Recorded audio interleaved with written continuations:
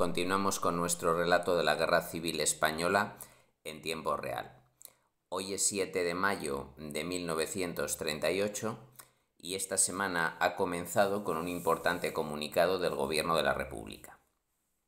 El día 1 de mayo, con ocasión del Día del Trabajo, el presidente Negrín publica un programa de 13 puntos para poner fin a la guerra.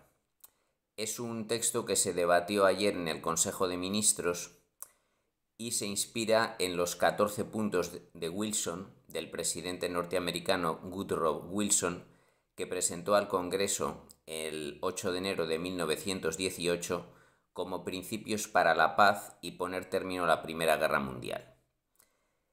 En principio es considerado, los 13 puntos son publicados como fines de la guerra, es decir, por qué combate el bando republicano. Pero todos lo interpretan como una propuesta al enemigo para tratar de llegar a una paz negociada, ya que los resultados en el frente no llevan tiempo siendo derrotas y el gobierno ya se plantea llegar a un acuerdo que mantenga los principios esenciales de su ideología. Los 13 puntos, aunque no tienen un acuerdo generalizado, ya que desde que empiezan las derrotas en 1937, desde que se generalizan las derrotas en 1937, el bando republicano ya se debate entre los negociadores y los que quieren luchar hasta el fin.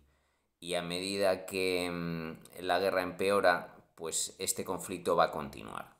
Por lo tanto, este consenso, estos 13 puntos, no tienen el respaldo de todas las fuerzas políticas. Los anarquistas son los que más las critican, ya que consideran que son una vuelta a la situación previa al 18 de julio de 1936 y ellos están luchando para implantar la revolución social a partir del comienzo de la guerra.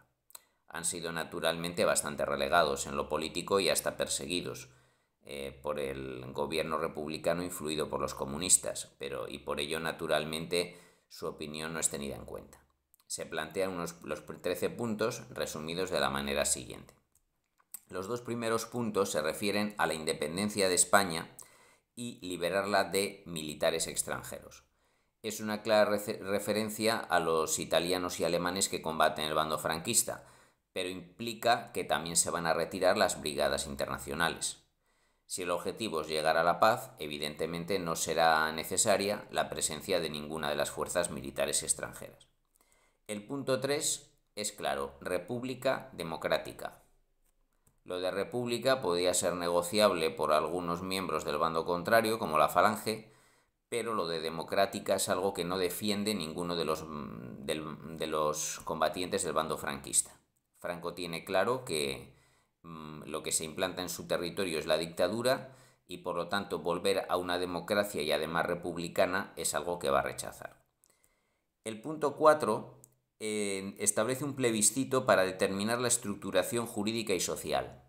No aclara qué es esto exactamente, pero puede ser una convocatoria electoral para volver a dar a la derecha la oportunidad de ganar las elecciones democráticamente. En todo caso es algo que ya tuvo la oportunidad en el 36, en el 33 y en el 31. Y Franco tiene claro que no habrá elecciones democráticas, así que este punto tampoco va a conducir a ninguna parte. Los puntos 5, 6 y 7 se reafirman en principios de la Constitución de 1931. Por lo tanto, esto ni contenta a la extrema izquierda del bando republicano, ni tampoco, por supuesto, al bando franquista. Por ejemplo, libertades regionales, es decir, mantener el estatuto catalán, recuperar el vasco y abrir a nuevos estatutos de autonomía, algo rechazado naturalmente por todos los miembros del bando franquista. El punto 6, conciencia ciudadana, libertad de conciencia ciudadana, refiriéndose a la libertad religiosa, dando a entender que el catolicismo no será religión oficial y si lo es, habrá libertad de cultos. Teniendo en cuenta que la extrema izquierda es anticlerical y Franco es confesional católico, ha creado de hecho el nacionalcatolicismo, pues tampoco este punto servirá para llegar a un acuerdo. El séptimo reconoce el derecho a la propiedad. Y el octavo, que es complementario, la liquidación de la propiedad semifeudal. Es decir, se mantiene el derecho a la propiedad, no va a implantarse ninguna república comunista, pero se recuperará la reforma agraria. Es decir, una vuelta al sistema de 1936. El punto noveno se refiere a la defensa de los derechos del trabajador, algo establecido claramente por el PSOE. Y el décimo dice literalmente el mejoramiento cultural, físico y moral de la raza. Esto de raza era algo que no tenía las connotaciones racistas que hoy tiene. Se refería básicamente a los derechos, a la protección de la cultura y el deporte por parte del gobierno. De hecho, el 12 de octubre, actual fiesta nacional y antes Día de la Hispanidad, se conoció como Día de la Raza desde 1918 hasta 1958, es decir, tanto en la monarquía como en la dictadura de Primo de Rivera, como en la República Democrática, como en el franquismo. Todos consideraban raza como sinónimo de la nación española. Los puntos 11 y 12 se referían al asunto militar. Ejército al servicio de la nación, libre de tendencias y partidos, con una clara acusación a los militares golpistas que se habían sublevado en 1936. Teniendo en cuenta que ahora un general dirigía las fuerzas enemigas, pues era poco probable que Franco aceptara retirarse de la política. El 12 se refiere a la renuncia a la guerra, es algo que sigue los principios wilsonianos pacifistas ya mencionados, que defendía también la Sociedad de Naciones, y los tratados internacionales de los años 20 que ahora Hitler y Mussolini, y en menor medida Stalin, también estaban realizando. Y el punto 13, muy polémico, amplia amnistía, es decir, se liberaría a los presos políticos en ambos bandos. Esto, naturalmente, por todas las razones que he expuesto, cae en saco roto en el bando franquista. Franco dejó claro, y lo haría posteriormente, que no habrá negociación con la República, solo la victoria final y si acaso una rendición incondicional. Estos puntos sirven para aclarar ante el extranjero, que así lo dijo Negrín en la reunión del 30 de abril, aclarar ante el extranjero que se luchaba por la democracia y no por el comunismo, pero dentro de España demuestran cierta debilidad porque se está planteando la posibilidad de negociar con el enemigo. Aunque eso sí, al no ceder un ápice en los principios de república, Estado federal, derechos sindicales, libertad religiosa y democracia, pues va a ser difícil, y ejército libre de tendencias y partidos, va a ser difícil que Franco acepte todas estas condiciones. Pasando ahora al gobierno franquista, el 4 de mayo recibió una buena noticia. La Santa Sede, el Vaticano, reconoce oficialmente al gobierno de Burgos como el legítimo de España, el día 4 de mayo. Puede sorprender que el Papa haya tardado 2 años en reconocer a los golpistas, teniendo en cuenta que siempre se habían declarado defensores de la religión católica. Bueno, esto se debe principalmente a que hubo mucha, sobre todo en la época en que el País Vasco era autónomo, y allí sí que había libertad religiosa, y que varios sacerdotes nacionalistas habían sido fusilados por el franquismo. No tenía demasiado claro la Iglesia hasta qué punto todos los republicanos eran anticlericales. Además, le preocupaba que un reconocimiento oficial al gobierno de Burgos podía significar una mayor represión hacia los católicos que estaban en la zona republicana, aunque ya esta represión había sido bastante intensa, como hemos visto varias veces. También no quería provocar a potencias que fueran simpatizantes de la República, y también tenía ciertas dudas sobre el desarrollo militar de la guerra. Pero la llegada de los franquistas al Mediterráneo el pasado mes de abril les han decidido completamente a la Santa Sede, y a partir de esta semana ya el Vaticano se une a Italia, Portugal y Alemania y algunos países, Japón y algunos países menores como reconocedores de la España de Franco. Sin relación con ello, porque de hecho ya la ley se había firmado el día 3, el 7 de mayo se publica en la España franquista el restablecimiento de la Compañía de Jesús, es decir, los jesuitas, que habían sido disueltos por el gobierno republicano de Azaña el 23 de enero de 1932 e incautados todos sus bienes. Ahora la orden vuelve a ser restablecida, recuperando todas sus propiedades.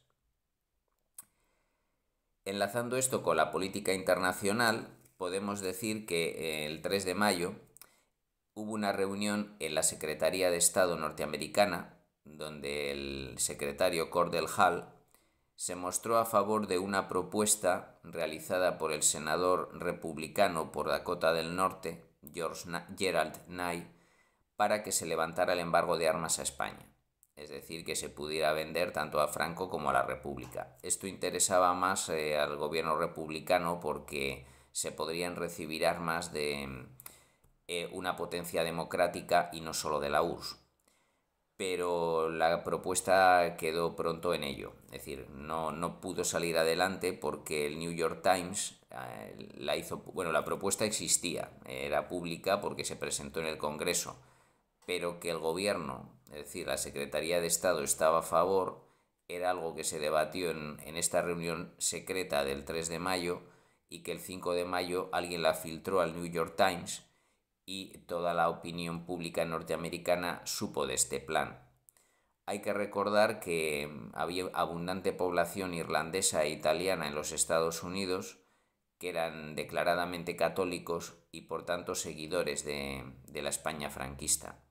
De hecho, el nuevo embajador norteamericano en Londres, Joseph Kennedy, de origen irlandés y católico, padre del futuro presidente John Fitzgerald Kennedy, mostró en un telegrama al gobierno su oposición a esta propuesta de levantar el embargo de armas.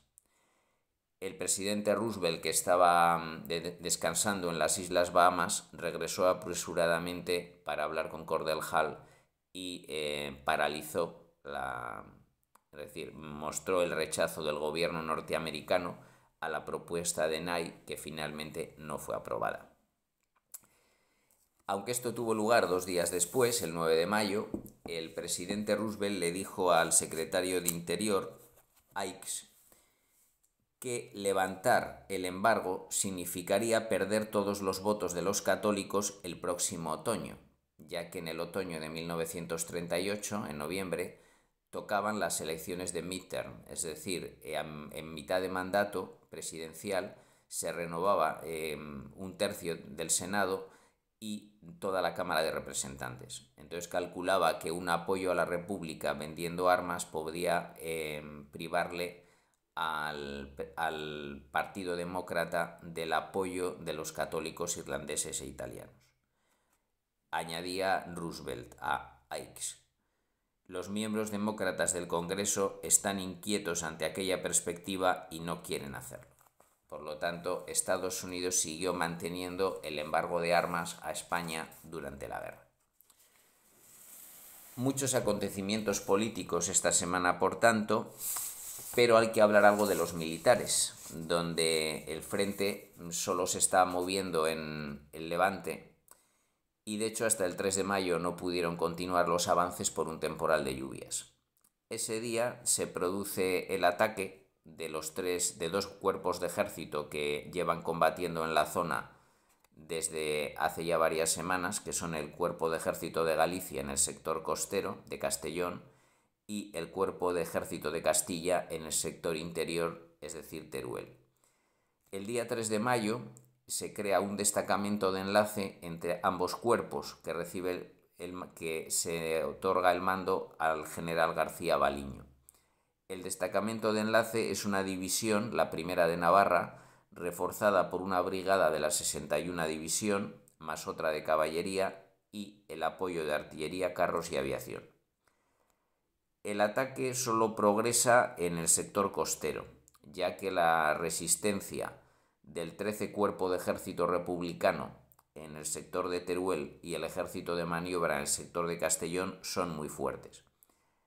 El día 4 de mayo, la Cuarta División de Navarra y la 83 División de Infantería, que luchan dentro del Cuerpo de Ejército de Galicia, consiguen llegar desde Alcalá de Xivert hasta el río San Miguel, antes de la población de Torreblanca, en la costa de Castellón. Al norte del río todavía resiste la población de Alcosebre en la costa, pero cae al día siguiente, 5 de mayo, con lo cual la cabeza costera la cabeza de playa ocupada por los franquistas, desde Amposta hasta Alcosebre, ya mide casi 100 kilómetros de anchura. Pero en el sector interior, García Baliño, que parte de Morella, en el Maestrazgo, no consigue progresar, y tampoco el general Varela con el Cuerpo de Ejército de Castilla en el sector de Teruel, donde apenas se ha movido el frente desde que la capital fue liberada o ocupada o reconquistada a finales de febrero. Por lo tanto, todo queda abierto en el aspecto militar, y veremos cómo continúa esta nueva campaña de los franquistas en el Levante. Muchas gracias por escucharme y hasta pronto.